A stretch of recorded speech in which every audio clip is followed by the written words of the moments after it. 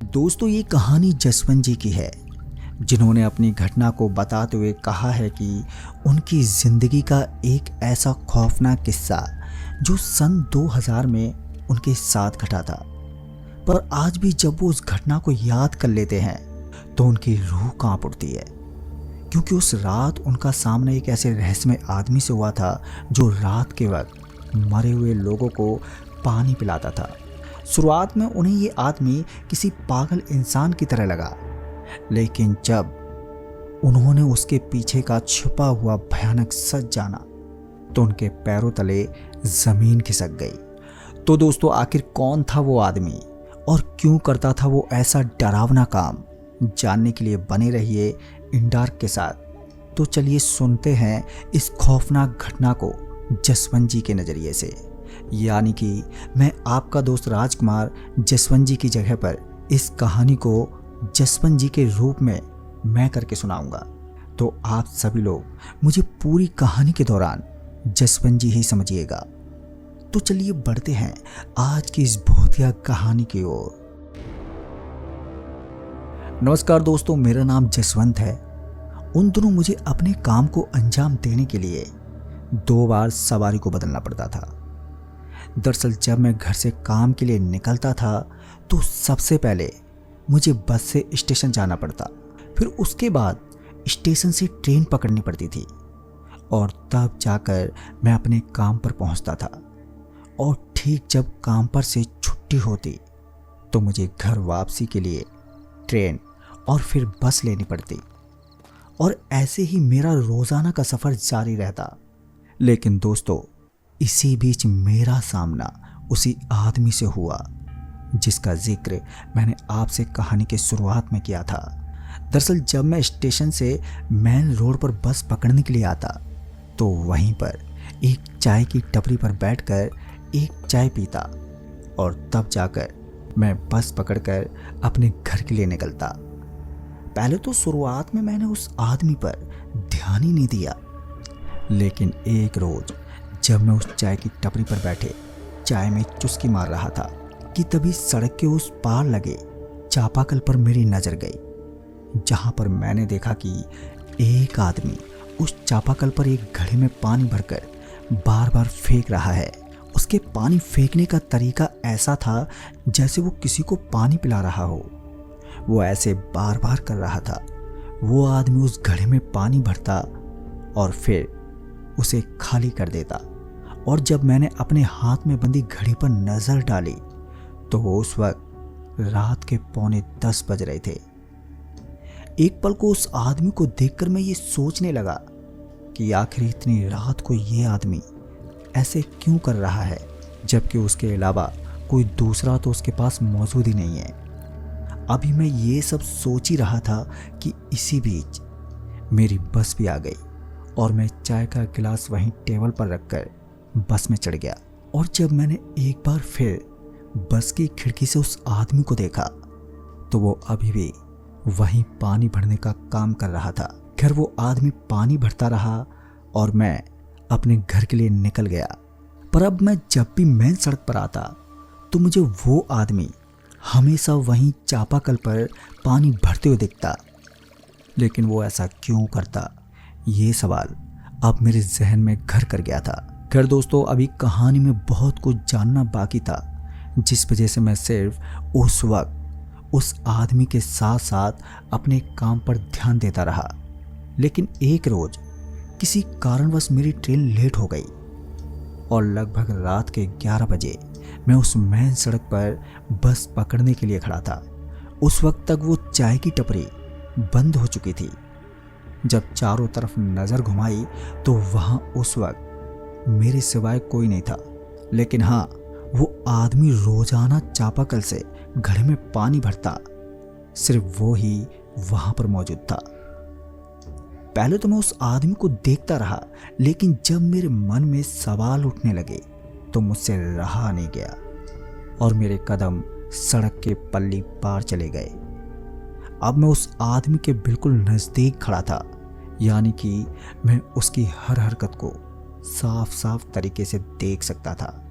दरअसल दोस्तों मैंने देखा कि वो आदमी घड़े में पानी भरकर बार बार उड़ेल रहा है, जैसे वो किसी को पानी पिला रहा हो। लेकिन दोस्तों मेरे पैरों तले जमीन तब खिसक गई जब वो आदमी पानी पिला रहा था तो नीचे गिरता हुआ पानी पूरी तरह से सूख जा रहा था, यानी कि वो जगह पूरी तरह से सूखी पड़ जा रही थी। जबकि भरे हुए घड़े से पानी नीचे गिरता है तो वो गीली हो जाती है। लेकिन यहाँ पर ऐसा कुछ भी नहीं था, जो कि मेरे लिए बहुत ही हैरानी की बात थी। पर ऐसा होता देख मैंने अपने कदम उस चापाकल से कुछ दूर कर लिए और जब मैं पीछे हटने लगा तो एक पल के लिए उस आदमी ने मुझे देखा और घड़े को भरते हुए चापाकल को तेज तेज चलाने लगा। लेकिन अब जब उस आदमी ने वो घड़ा उठाया तो वो उसके हाथों से नीचे गिर पड़ा, जिस वजह से वो खिसिया गया और खिसियाते हुए मेरी तरफ बढ़ा।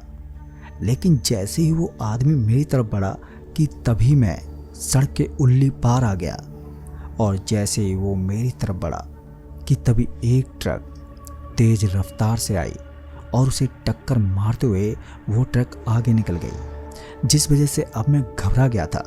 लेकिन वो आदमी अब वहाँ पर नहीं था, पता नहीं वो कहाँ चला गया। खैर मैंने वहाँ से अपने कदम पैदल ही तेज कर लिए और मैं सड़क के किनारे किनारे चलता गया, और जब एक स्टैंड दिखा तो वहाँ से मैंने बस पकड़ी और तब जाकर उस रात मैं अपने घर लौटा। लेकिन दोस्तों उस दिन के बाद से अब मैं डरने लगा था, पर अब मुझे जो देखने को मिला था वो अब मेरे दिल और दिमाग को पूरी तरह से हिला देने वाला था। क्योंकि अगली रात जब मैं काम पर से ट्रेन पकड़कर स्टेशन से बाहर सड़क पर आया तो सबसे पहले मेरी नज़र उसी चापाकल पर गई, जहाँ पर मुझे फिर से एक आदमी पानी भरता हुआ देखा। लेकिन हैरान की बात यह थी कि अब वो आदमी कोई और था, और जब मैंने उस दुकानदार को अपने साथ घटी रात वाली घटना बताई तो वो भी हैरान हो गया। तभी मैंने उस दुकानदार से कहा, अरे भाई साहब ये बताओ ये आदमी कौन है और ये पानी को भरकर फेंक क्यों देता है, कोई दिक्कत है क्या इसे? पहले तो उस दुकानदार ने मुझे बैठने को बोला और फिर कुछ सोचने के बाद जाकर बोला, देखो यार मुझे तो वहाँ पर कोई आदमी नहीं दिख रहा है, लगता है तुम कुछ ज़्यादा ही थक गए हो, आप अपने घर चले जाओ, वहाँ तो कोई आदमी नहीं है। पहले तो उस दुकानदार ने मेरी बात को टाल दिया, लेकिन जब मैंने अपनी बात पर जोर दिया तब वो मुझे हैरानी भरी नज़रों से घूरने लगा और घूरते हुए बोला, आप सच बोल रहे हैं कि वो आदमी आपको दिख रहा है? मैंने हामी भरते हुए अपना सिर हाँ में हिलाया तो उसकी आंखें फटी की फटी रह गई और मुझे समझाते हुए बोला, देखो भैया अगर वो आदमी आपको भी दिख रहा है तो शायद आपके भी साथ कुछ गलत होने वाला है, आप जल्दी से अपने घर चले जाइए। पहले तो मुझे उस दुकानदार की बातों पर बहुत ही ज़्यादा गुस्सा आया, लेकिन जब उसने ये कहा कि आपसे पहले भी 2 लोगों को वो आदमी दिखा था तो उसके बाद से वो कहीं भी नज़र तक नहीं आए, यहाँ तक कि वो गांव देहात और शहर जैसे क्षेत्रों में कहीं भी नहीं मिले। पता नहीं ये कौन सी बला है जो लोगों को गायब कर देती है। दोस्तों रात गहरी हो रही थी, जिस वजह से उस दुकानदार ने अपनी दुकान बढ़ानी शुरू कर दी और मुझे घर जाने को कह दिया, और साथ ही ये भी कहा कि इसके पीछे की घटना मैं तुम्हें कल बताऊंगा और थोड़ा जल्दी आना। दोस्तों उस पानी भर रहे आदमी पर नज़र मारते हुए मैं बस पकड़कर अपने घर आ गया, लेकिन अब मुझे इंतज़ार था तो बस सुबह होने का और सुबह से शाम, ताकि मैं उस दुकानदार के मुंह से उस आदमी के बारे में सही से पूछ सकूं कि आखिर वो आदमी है कौन। दोस्तों फिर अगले दिन मेरे मन में वही दुकानदार और उस पानी भर रहे आदमी की बातें ही घूमती रही और मुझे छुट्टी की जल्दी होने लगी थी। लेकिन पता नहीं आज का दिन तो जैसे थमसा गया था, मेरा समय कटने का नाम ही नहीं ले रहा था। फिर जब काम से छुट्टी हुई तो मैं सीधे पहुंचा उस चाय वाले के पास जो मुझे आज उस आदमी के बारे में कुछ बताने वाला था, और जैसे मैं उस चाय की दुकान पर पहुंचा तो पहले तो मेरी नज़र उसी चापाकल पर गई जहां पर मुझे वो आदमी फिर से घड़े में पानी भरता हुआ दिखा। और जब मुझे वो आदमी दिखा तो मैंने तुरंत ही उस दुकानदार को फिर से बोला, वो देखो भाई साहब, वो रहा वो आदमी। मेरी इस बात से फिर से वो चाय वाला मुझे घूरने लगा और बोला, ये तुम्हारे लिए अच्छे संकेत नहीं है भाई साहब, इधर आओ, बैठो यहाँ पर। दोस्तों, उस दुकानदार की ऐसी बातों से मुझे अब घबराहट होने लगी थी, क्योंकि वो मेरे आने वाले कल के लिए मुझे चेतावनी दे रहा था कि मुझे सावधान हो जाना चाहिए और मेरे साथ कुछ भी गलत हो सकता है। खैर दोस्तों, मैंने डरते हुए ही सही उससे पूछ ही लिया, अच्छा भैया अब ये बताओ कि कौन है ये। तब जाकर उस चाय वाले ने मुझे एक घटना के बारे में बताया। दरअसल उसने मुझे बताया कि कुछ पुराने लोगों से सुना है कि इस चापाकल की जगह पर रात के वक्त एक ट्रक पलट गया था, जिसमें कुछ मजदूर मारे गए तो कुछ बुरी तरह से घायल हो गए थे। लेकिन जो बच गए थे वो चिल्लाने लगे थे और रात की वजह से उन्हें कोई बचाने वाला या पानी पिलाने वाला भी उस वक्त मौजूद नहीं था। उनमें से कुछ मजदूर सरकते हुए पानी पीने के लिए चापाकल तक आए, लेकिन वो पानी नहीं पी सके, जिस वजह से वो मजदूर प्यासे ही मर गए। और फिर जब सुबह हुई तो वहाँ पर भीड़ जमा हो गई, जिनमें से एक मजदूर की हल्की सी सांसें अभी भी चल रही थी। और जब उससे पूछा गया तो उसने सारी घटना का जिक्र किया और कुछ देर के बाद उस मजदूर ने दम तोड़ दिया।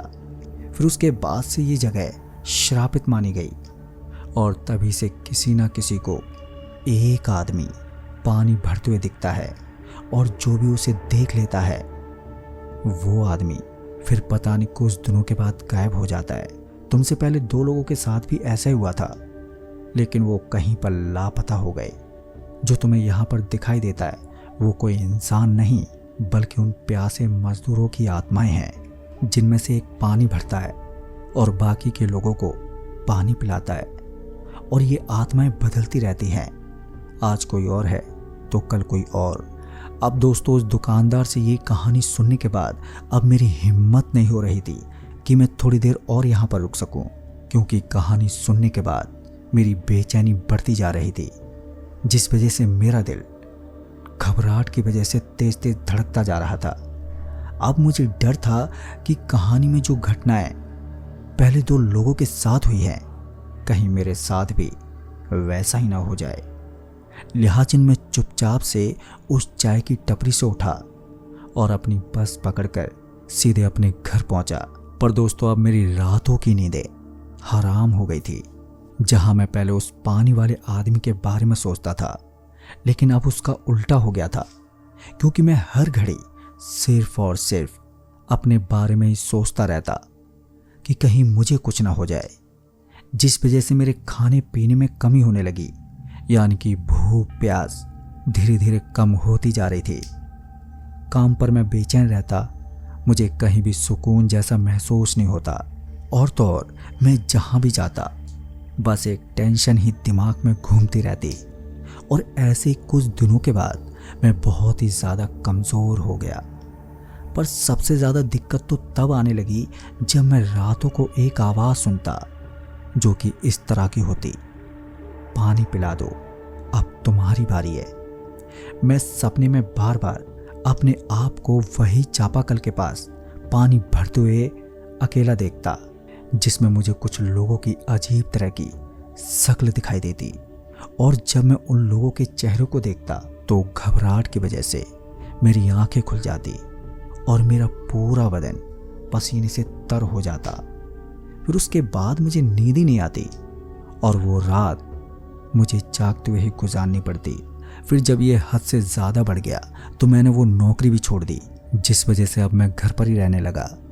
मेरे घर वाले भी मुझे ऐसे देखकर काफ़ी परेशान थे, पर मैं घर वालों को किसी भी तरह की कोई भी टेंशन देना नहीं चाहता था। पर अब मैं इस फिराक में था कि आज नहीं तो कल सब कुछ ठीक हो ही जाएगा, लेकिन ऐसा नहीं हुआ। फिर ऐसे एक रोज़ जब मैं बिस्तर पर लग गया, यानी कि मेरी तबीयत ज़्यादा ही गंभीर हो गई तो घर वाले मुझे वहीं के नज़दीकी अस्पताल ले गए, जहां डॉक्टर ने मेरे साथ काफ़ी पूछताछ की। तो मैंने उन्हें सारी बात बताई, लेकिन डॉक्टर तो डॉक्टर होता है, उसे मेरी बातों पर विश्वास ही नहीं आ रहा था। उसने मेरे सभी टेस्ट भी किए, लेकिन बीमारी पकड़ में ही नहीं आई। फिर घर वालों को मैंने वो रात वाली घटना बताई, और जब उन्होंने मेरे मुंह से ये सब सुना तो वो भी घबरा गए और सीधे गांव से दूर एक तांत्रिक बाबा और ना जाने किन किन लोगों से उन्होंने मेरे ऊपर देखभाल करवाई। लेकिन कोई फायदा ही नहीं हुआ, क्योंकि सभी का कहना यही था कि इसके ऊपर एक नहीं बल्कि कई सारी आत्माओं का कब्जा है, जो इसे अपने साथ ले जाने की फिराक में है, और इसे कोई भी ठीक नहीं कर सकता। क्योंकि मैंने उन आत्माओं को देखने के साथ साथ उन्हें छेड़ भी दिया था, जिस वजह से अब वो भी मेरे संग साथी हैं और मुझे साथ ले जाने को कहते हैं। दोस्तों, जब घर वालों को कहीं से भी कोई राहत नहीं मिली तो उन सभी ने मुझे भगवान के भरोसे छोड़ दिया है। अब जो भी होगा भगवान जाने। और ऐसे ही आज मुझे अस्पताल में काफ़ी साल हो गए हैं, और मैं आज भी भगवान से दुआ करता हूँ कि मुझे अब ज़िंदगी नहीं बल्कि मौत दे दे, क्योंकि मैं भी अब ऐसे जीने से तंग आ गया हूँ। पर हाँ दोस्तों, अगर आपको भी ऐसा कुछ भी दिखाई दे तो आपसे हाथ जोड़कर विनती है कि आप सतर्क और सावधान रहें, क्योंकि ये चीज़ें किसी को नहीं बकसती। तो दोस्तों, ये तो थी जसवंत जी की कहानी, और ऐसी ही भूतिया डरावनी कहानियों के साथ मैं आपका दोस्त राजकुमार जल्द ही मिलूंगा। तब तक के लिए धन्यवाद।